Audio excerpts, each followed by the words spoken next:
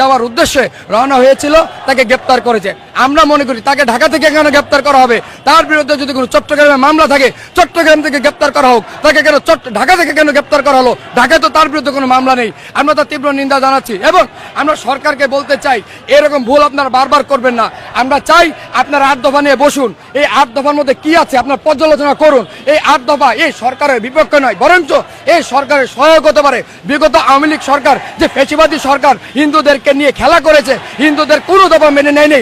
এই সরকারের কাছে সুযোগ রয়েছে এই দাবিগুলো মেনে নিয়ে হিন্দুদেরকে তাকে বুকে কাছে টেনে নেওয়া। কিন্তু আমরা জানি না সেই সরকার কার ইন্ধনে চলছে। এই 8 দফার মতো শান্তিপূর্ণ একটা আন্দোলনকে তারা কেন এখন পর্যন্ত মেনে নিচ্ছে না, আমাদের কাছে বোধগম্য মনে হয়। আমরা আজকে এখান থেকেও আমরা দাবি করছি চিন্ময় প্রভুকে আজকে রাতের মধ্যে গ্রেপ্তার থেকে তাকে মুক্তি দেওয়া। আগামীকাল সকালেই অন্তর্বর্তীকালীন সরকার আমাদের সাথে বসুক। আমরা বিশ্বাস করি এই সমস্যার সমাধান 24 ঘন্টার মধ্যে হয়ে যাবে।